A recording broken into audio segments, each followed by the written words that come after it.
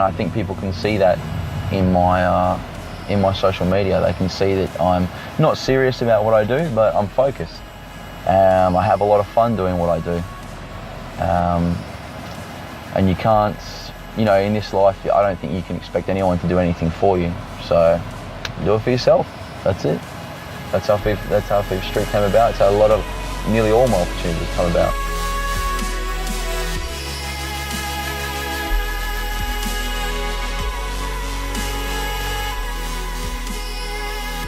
Since opportunity I got to go play in Spain, I first played with Cappellos. So this is a small town in Barcelona. It's a coastal town.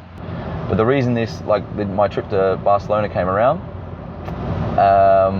through a kid I was coaching, a young player I was coaching here in Western Australia.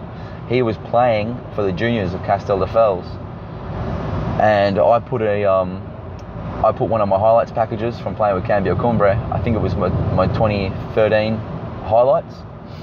And I had a few other bits and pieces as well, interviews I'd done, some freestyle tricks, some street football stuff.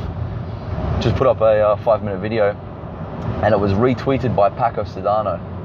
So anyone who knows futsal knows that Paco Sedano is the goalkeeper of, who was at the time, I think they called it FC Barcelona Massa now, but they were a loose sport.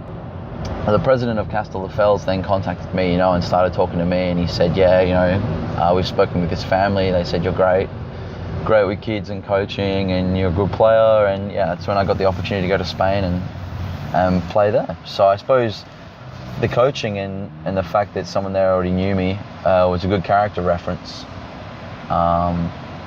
And due to the retweet, it went around in Spain, and a lot of people were talking about my video. So that was cool. That's how another one of those opportunities came about. And then from being in Spain, I got the opportunity to go play in England. And with Damon Shaw being the president of Middlesbrough at the time, and his contacts, I got the chance to play in the UEFA Futsal Cup. So it's a lot of, right place, right time, who you know, and I think also how you treat people. So everyone I've met, I've always treat with respect. Communication is massive. Communication, relationships, marketing, advertising, all lead to perception.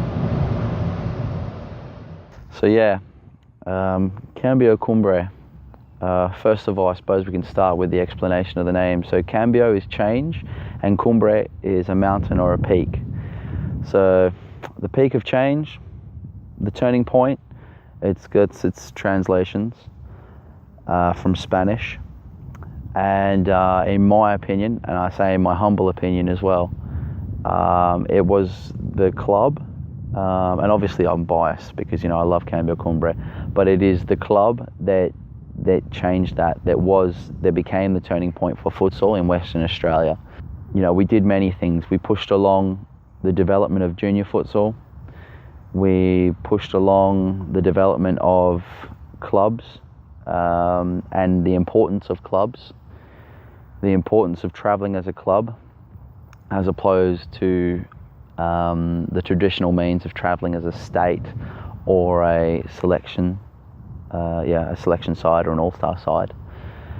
So in many ways, Cambio Cumbre changed those things, but we also I believe we changed the mentality of futsal in Western Australia. We were the first club to start training properly, twice a week, some of us 3 and 4 times a week. There was times where I would meet with team members, Nesta, Gerardo Soto, Faris, Mason Vojdani when he was with us, Samim. We'd meet maybe 4 or 5 times a week. And we'd do sessions at Kings Park, we'd do sessions at Jacob's Ladder, sessions at the futsal centre. At the time it was just a concrete pad.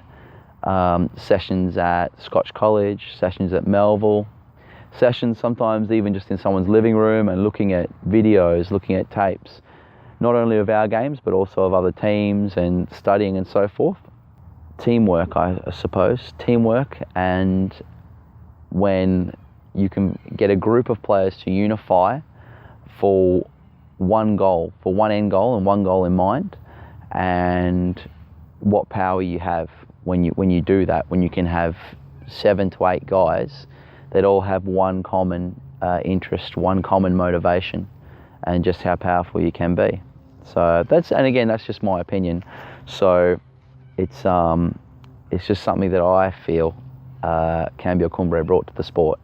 But it's those things that made Cumbre different. It's what set us apart. And we've always said, like, yes, we enjoy winning, but winning wasn't our main thing. It's development. How it came about, Cambio Cumbre.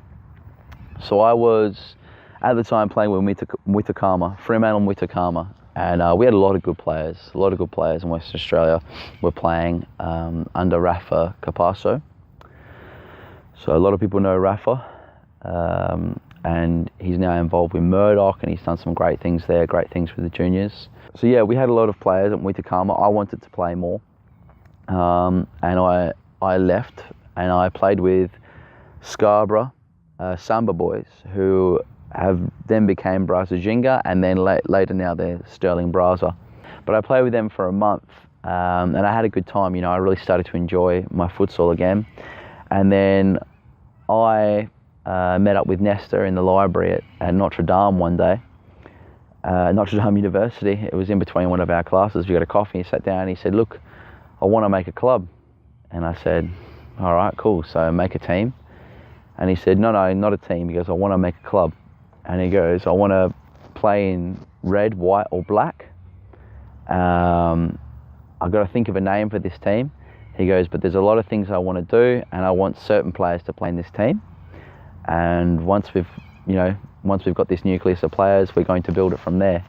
This was at the end of 2012. That's how Cumbre started. We started with myself, G, Victor Garzon, Imre Toth, John Bucolo, Nesta and Aleo. That was our team. But yeah, that was our team we started with. And then Faris and Yazid joined a bit later. They joined during that season, I think. Might have been during that season or during our second season. And then, then after that season came other people. After our second season came Mason, Samim, Gerardo, Soto. And these guys started to become what was the original, or the, how can we say, the pioneers of Cumbre in a way.